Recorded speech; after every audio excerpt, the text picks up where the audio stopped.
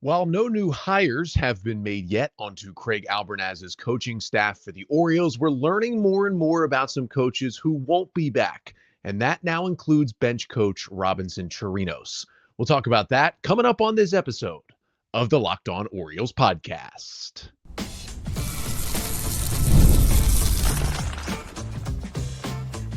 You are Locked On Orioles, your daily Baltimore Orioles podcast. Part of the Locked On Podcast Network, your team every day.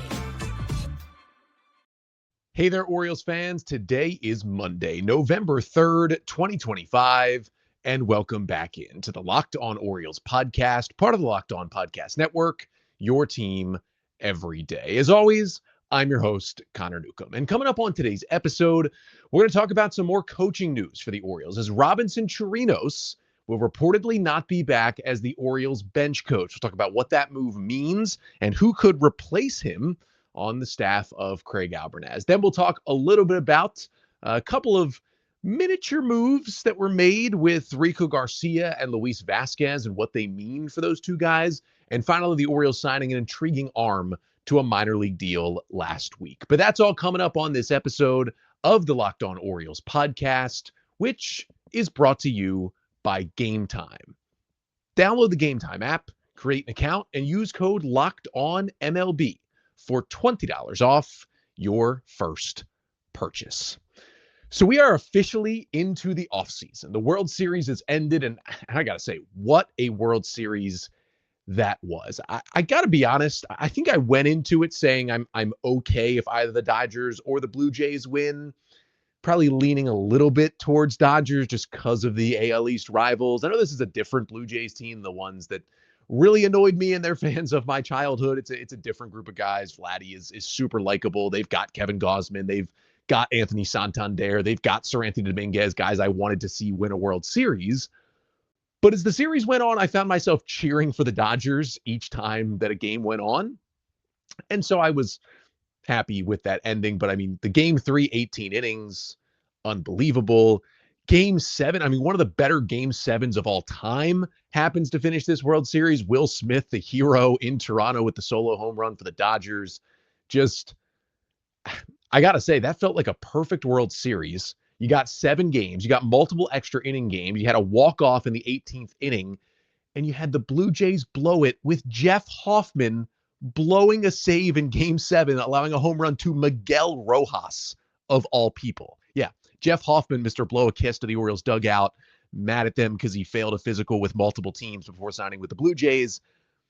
That was, it got a shout out to Bob Phelan of Orioles on the Verge for calling that not a chef's kiss, but a Jeff's kiss way to end this season. And now we are into the offseason. So as we are here on Monday, November 3rd, players have technically hit free agency. Like the guys like Zach Eflin and Gary Sanchez are set to be free agents. But there is a 5-day window after the World Series ends that only the team that you just played for can negotiate with you as a free agent. Once that 5-day period ends, so until we get to November 6th, which will be this Thursday, that is when free agency officially opens and anyone can talk to anyone.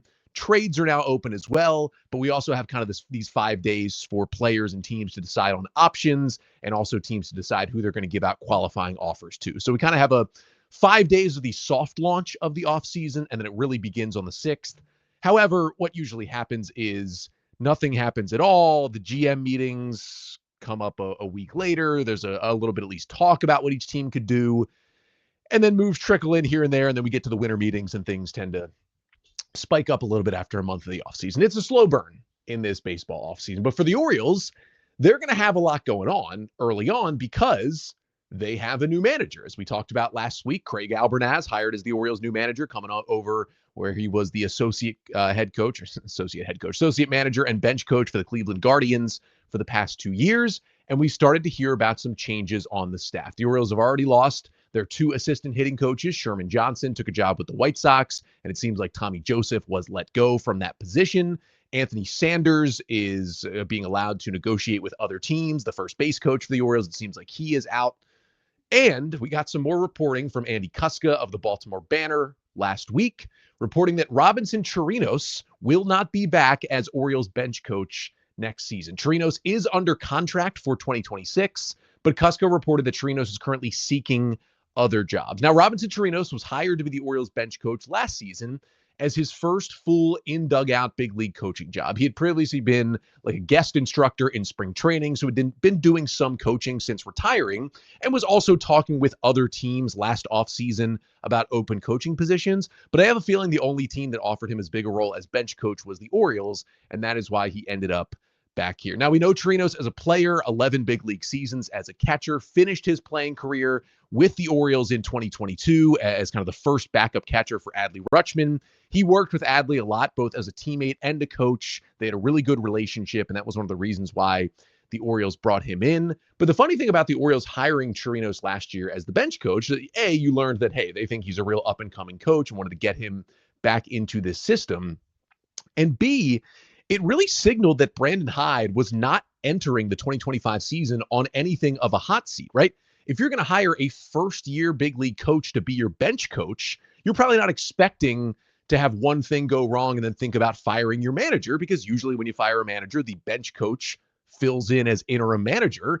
And Robinson Chirinos was not going to be somebody to fill in as interim manager. And that's why the Orioles gave the reins over to Tony Mansolito instead of Chirinos, because he just had more experience in a big league dugout. It made you think, hey, they don't see him on the hot seat, right? You don't replace a veteran bench coach, Freddie Gonzalez, who had managed the Braves and the Marlins in the past, who was in that role until the end of 2024. You don't replace him if you think you might fire your manager. But things just got so bad in those first 2 months that the Orioles felt they had to make that Brandon Hyde move. Now, I talked about kind of all the coaching positions last week when we got the news on Sherman Johnson and Tommy Joseph, and I went through every other name currently still on the Orioles coaching staff, whether Andy had some reporting or not on them so far, and kind of made a prediction on who would be back and who would not. I think Chirinos was my most 50-50 guy that I talked about. Really wasn't sure which way it would go. Like, I figured the Orioles would want or wouldn't really want a new manager to be with almost a brand new bench coach as well. But Chirinos and Craig Albernaz did play together for a little bit in the Rays minor league system, so they know each other. And the Orioles definitely targeted Chirinos last year to be a coach in this organization.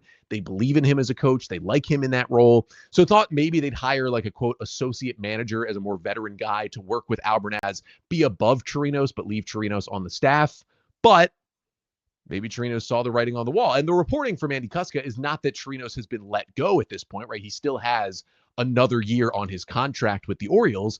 But the fact that the reporting says he's looking elsewhere for other jobs with other teams means he's probably seen that writing on the wall, even if official call is not being made by the Orioles to let him go. And of course, if Chirinos does take another position rather than the Orioles let him go with him still being under contract for another year, the Orioles don't have to pay Chirinos any kind of buyout to buy him out of that final year of the contract. So what it looks like is the Orioles are going to have an opening for a bench coach. Now, the Orioles may want a veteran to work with Craig Albernaz, being a first-year manager, but Craig Albernaz will get some say in who this bench coach is that is added to the roster. So I'm intrigued by where the Orioles go here. Some potential candidates, I mean, you really never know how they're going to look here, but Sandy Alomar Jr., he's been in Cleveland since 2010 as their first base coach, kind of veteran baseball guy from a huge baseball family.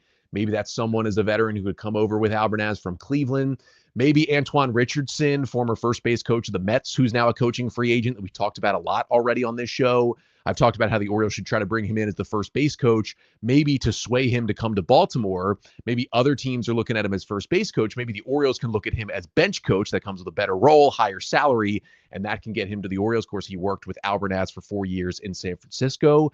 How about Alyssa Naked, right? Potentially the first woman to be a bench coach in Major League Baseball. She worked with Albernaz in both San Francisco and Cleveland on those major league staffs. And another name is Rays third base coach Brady Williams. He was the Durham Bulls AAA manager in the Rays system in 2019 when Albernaz was working with them in his final year with Tampa Bay. So they know each other. He's kind of rose through the coaching ranks, and it seems like the next step for him is to be a bench coach. So definitely some interesting names out there with some connections that the Orioles could target. It just means another opening coming up here on this coaching staff. But we got some other Orioles kind of quote-unquote off-season news last week. Got some interesting contract announcements about Luis Vázquez and Rico Garcia being signed for 2026. It's This is some in the weeds roster stuff we're going to talk about here, but it's interesting to hear kind of how the Orioles are going to operate with this roster next season. That is coming up next. But first, this episode of the Locked On Orioles podcast is brought to you by FanDuel. The NBA is back, and there is no better place to get in on the action than FanDuel, the official sports betting partner of the NBA. Even if you miss the start of the game or you want to ride the hot hand, FanDuel has live bets on everything from who will score next to fourth quarter comebacks. Plus, you can even combine your live bets into a same game parlay for a shot at a bigger payout. It keeps every game exciting, especially when your team is making that late push. And right now, FanDuel is giving new customers $300 in bonus bets when your first $5 bet wins. So head to FanDuel.com to sign up and play your game with FanDuel, the official sports betting partner of the NBA. So for the Orioles, beyond the Robinson Chirinos news, we got some other news late last week. So the Orioles announced on Thursday that both right-handed pitcher Rico Garcia and infielder Luis Vázquez, who both played a role for the Orioles in the big leagues in 2025, were being signed to one-year major league deals for the 2026 season. And the reason why this is not straightforward and was a little odd is that both players are still in the pre-arbitration status of their quote-unquote rookie contracts, which means neither of them are anywhere near actually hitting free agency. Neither Vázquez nor Garcia was going to become a free agent here as the offseason begun just yesterday. And so the interesting part was, why are they announcing contracts for these guys when they were already under contract and they weren't even hitting arbitration, right? Sometimes you'll see this when a player, just agrees early, they're in arbitration, they agree early to an arbitration number with the team and get that number settled for 2026. That's not even the case because neither Garcia nor Vázquez are even in the arbitration process. They're still in their first 3 years of service time, which means they are pre-arb and they're basically set to make the league minimum, which is going to be about $780,000 for the year in 2026. Now, the reporting is that Garcia has agreed to a deal for $900,000, so a little above that minimum. And I don't think we've seen a number on Vázquez's deal, but the assumption is it's also going to be above that $780K. So where does this come from, right? Basically, the Orioles chose to give each of them, Garcia and Vázquez, a raise even when they didn't need to, right? They would have absolutely been under contract for $780,000 next year on the 40-man roster if the Orioles did nothing. But they chose to give each of them a raise. So why would they do that? Well, MLB Trade Rumors had a great kind of explainer article on why the Orioles did this. And I got to say, this was even a little bit of a blind spot for me. And I love diving into kind of the roster move weeds and how this Orioles team operates. And I love talking about that here on the show for, almost 6 years at this point. But this one I didn't even catch at the beginning and had to read this article at MLB Trade Rumors to really lock in on what the Orioles were doing here. Because I was like, why are you signing these guys to contracts? They're already under contract. There's no reason to do this. Well, let's start with Rico Garcia. He is out of minor league options. So if the Orioles want to take him, off the roster at any point next year, they would have to place him on waivers. And although he looked really good after the Orioles claimed him this year on waivers, right? He had a 2.84 ERA in 19 innings out of the Oriole bullpen, got out of some huge jams, had multiple times. He came in bases loaded, no outs, and got out of it. There was that awesome moment in Boston in that crazy Orioles win. But also, he's about to be 32 years old. He's mostly been a journeyman, right? He was with the Orioles 3 years ago as well. This is kind of the first time he's really looked good on a big league mound, was in 2025 with the Mets and then the O's. So there's no guarantee, as good as Garcia looked, that he's going to be this good again in 2026 and stick in this Orioles bullpen all year with what the Orioles hope will be a competing team next season. And because he is out of options, if the Orioles feel like, hey, he's losing it a little bit, there would be a tough decision coming up about, do we put him on waivers? Because if we do, he's going to get claimed, or do we keep him, but he's not producing at the level we want? But the stuff is so good and the performance was so good, the Orioles don't want to just lose him on waivers for nothing. So by giving Garcia this raise, the Orioles do two things. One, they make it less likely that if he is DFA'd, another team, especially like a low budget rebuilding type team that has, roster space in their bullpen to give space to Garcia to try him out. If you give him this raise, it makes it less likely that a team like that would claim him on waivers, since he's going to cost, $120,000 more than just a normal player in his position who's on the league minimum. And for a lot of teams, that's not going to matter. But if the Orioles are DFAing a semi-struggling Rico Garcia at some point next year, the teams that are going to claim him are going to be the rebuilding teams, right? They're going to be teams like the Pirates or teams like the White Sox. And maybe those teams don't want to pay that extra $120K. That potentially makes it less likely that he actually gets claimed on waivers for some of these cheap teams. It's weird to say that for $120,000 in Major League Baseball, but that is the reality of the situation. The second reason you do it is it makes it more likely that Garcia, if he was DFA'd and actually cleared waivers, right? Nobody claimed him. He passed through all 29 other teams and cleared waivers, that he would actually accept his outright assignment to AAA Norfolk and stay in the organization, because Garcia at this point in his career has the ability to decline that assignment and become a free agent if he clears waivers. But if he did that, he would forfeit his guaranteed salary. Now, it usually doesn't matter when you're making the league minimum, because someone else signs you and you get on a major league deal, you can make that minimum again. But if your salary is higher, if it's $900,000 instead of $780,000, you forfeit that guaranteed $900,000 if you decline your assignment and become a free agent after clearing waivers. The Orioles did this with Emmanuel Rivera last year. They DFA'd him like 4 times last season, and he cleared waivers every time. And every time he accepted his assignment to AAA because he had a guaranteed deal for $1 million. And if he ever decided to choose free agency instead, he would forfeit that guaranteed $1 million. And for a guy like Rivera, who has not made a lot of money in his career, same like a guy like Garcia, journeyman who's not made a lot of money, that guaranteed extra pay means a lot for those guys. And it makes it less likely that they would accept that free agency and forfeit that money. And that also applies if he's like DFA during the offseason. I think that's less likely for Garcia because he was so good last year and the Orioles are kind of rebuilding this bullpen, and he, I think, could be a really good piece of it. But if he is DFA'd in the offseason during the 40-man crunch, it also applies there. He's not going to want to forfeit that salary. So that's where this kind of random deal comes. And you might be saying, Connor, why does this matter? It's $120,000. It might never even come up. It might not, but it's an interesting look, I think, personally, into how these major league teams operate and the little things they do on the margins to keep some of their, not their best players, but to keep some of these fringe depth guys that they know are going to be good depth and they want to keep them around more. And to be honest, it doesn't feel like this, but the John Angelos regime would not have been okaying giving Rico Garcia, a journeyman reliever, an extra $120,000, essentially for a very, very small reason, right? But when you have David Rubenstein in here, even though we've yet to see him splurge on free agency, they've been willing to spend smaller on the margins without it being an issue. And that's been kind of the biggest difference in payroll from Angelos to Rubenstein, is that Elias comes to Rubenstein with this and he's like, yeah, sure, $120,000 is absolutely nothing to me. Let's do that so we can keep a guy or have a better chance of keeping a guy who was good for us in 19 innings and might be like a fringe depth arm for our bullpen next year. Those little things on the margin, if you're willing to invest everywhere else on the roster, those are things on the margins that can be the difference in a winning team and a losing team if you build up those things on the margins while spending big as well. So they haven't done the big thing, but they're doing the small things that these kind of richer teams do, which is nice to see. And the same thing allegedly was done with Luis Vázquez, who, was a guy the Orioles brought in last offseason. He was a utility infielder. He had a few hits for the Orioles, played some good defense. He's a little bit different because he has minor league options remaining and Garcia doesn't. So Vázquez can be freely sent to AAA next season without waivers.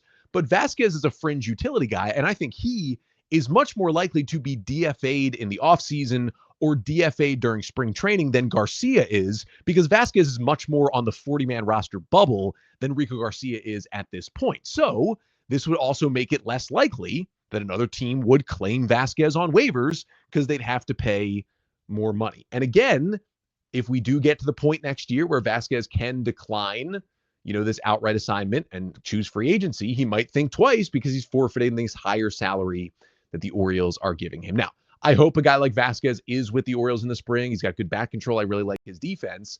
But this is just a little money they're spending. That doesn't seem like a big deal, but they're spending more money on the margins to make sure some of these depth guys, they've learned the last 2 years how important depth is going to be for this team to make it through a whole season successfully and get back to the postseason. Rico Garcia and Luis Vázquez are two guys who can provide you some good depth for your major league team. And if you can spend a little money to make it more likely they stick with you, that is only going to help you in the future. And that is where these seemingly confusing moves kind of come from the Orioles' perspective. Speaking of moves on the margins, we know the O's are going to bring in guys on minor league deals all offseason. Every single team does it. And they're finding more and more intriguing places to get these arms. And this is one they had to really fish to find Giancarlos Henriquez. So let's talk about this signing, where Henriquez came from, and who he could be in the Orioles system. That's coming up next to finish off the show.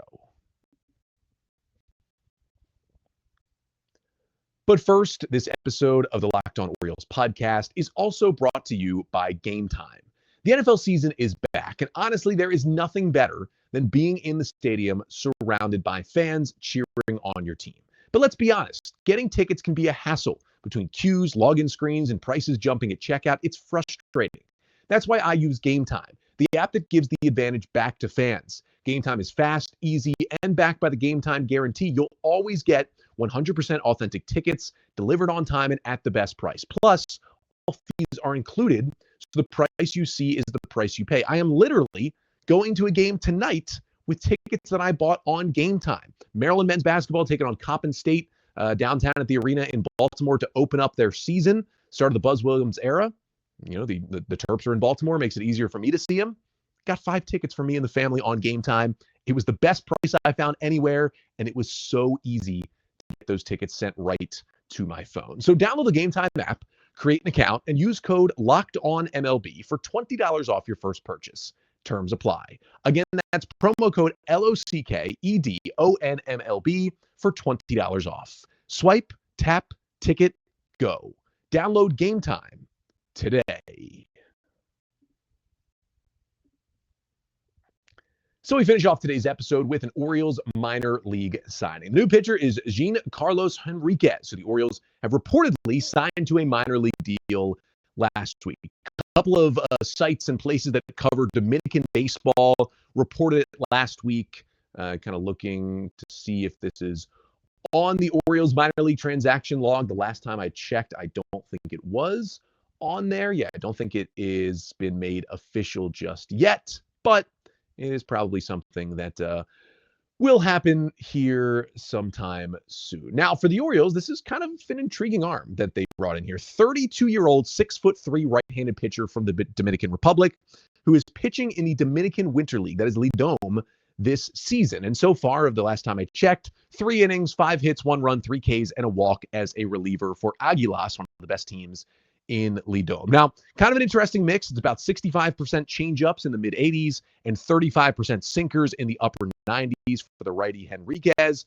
Reportedly, he's touched all the way up to 102 miles an hour with his fastball this winter. Big dude, kind of a really sidearm delivery despite his height and weight. He also does have some shaky command, which is why he's 32 and is not pitching in affiliated ball. But the changeup he throws is a weapon. It kind of looks like, you know, the real ones out there will know this one. It kind of looks like the dead fish changeup that former Orioles closer Cesar Valdez was throwing. I think Valdez might still be pitching in the Dominican Winter League at this point, even though I think he's over 40 years old. But maybe he learned it from Cesar Valdez. But he had been pitching previously in the Dominican Summer League. He led that league in strikeouts in the 2025 season, but not a league where you find a lot of pro players coming over to the U.S. He was finally drafted and signed by a Lidom team for the first time this winter. Now, Henriquez does have some experience. He was initially signed out of the Dominican Republic as an amateur free agent by the Rays all the way back in 2014, pitched 2 years in the Dominican Summer League with the Rays, 57 in the third innings as a reliever, had a 4.4 ERA with 44 strikeouts and 31 walks, and then was released by the Rays after the 2015 season. And that is the last time he has pitched in affiliated baseball, has basically been pitching around the Dominican Republic, kind of out of the public eye since then, a little bit off and on, but he's been seen by scouts this year, got to Lidom, and then reportedly gets to the Orioles. Now, I would think he'll probably get a spring training invite to go along with this deal just because he is already 32 years old. And then I assume he's probably going to go to either High A Frederick or maybe Double A Chesapeake to begin the 2026 season, because again, he is, although without the experience, he is older at 32, and the Orioles are going to try to develop this arm into something from there as a reliever. But you got to love the deep level scouting, got to love the places the Orioles are going to find these arms on the margin and see if they can help him. It's a better chance than not that, Henriquez just pitches a year in the O system, never kind of finds it, and that's kind of it, and he's back out of affiliated ball. That to be real is the most likely outcome for him. But it costs you basically nothing to bring in a guy like this on a minor league deal. All depth is good depth, and you like the changeup, you like the stuff. He's throwing hard. Let's see what he can do when he gets into like a true affiliated ball pitching system, which he hasn't been in 10 years. A lot of stuff changes in a man's life in 10 years, and so we'll see what kind of pitcher he can be now, as he is reportedly here with the Orioles. That'll do it for today's episode, though. Thank you so much for tuning in. We will be back tomorrow to continue the player review series from the 2025 season. We're going to talk about the catchers, not Adley Rutschman. We already talked about him, but Alex Jackson coming over into that new role with all the catchers getting hurt. We'll talk about the little we saw of Gary Sanchez this year with the Orioles now that he is a free agent again. And we'll discuss, with Basayo and Rutschman in the fold for 2026, would the Orioles consider bringing back Alex Jackson and carrying a third catcher on the roster next year? That's coming up on tomorrow's episode. Until then, I am Connor Newcomb, and this has been the Locked On Orioles podcast, part of the Locked On Podcast Network. Your team every day.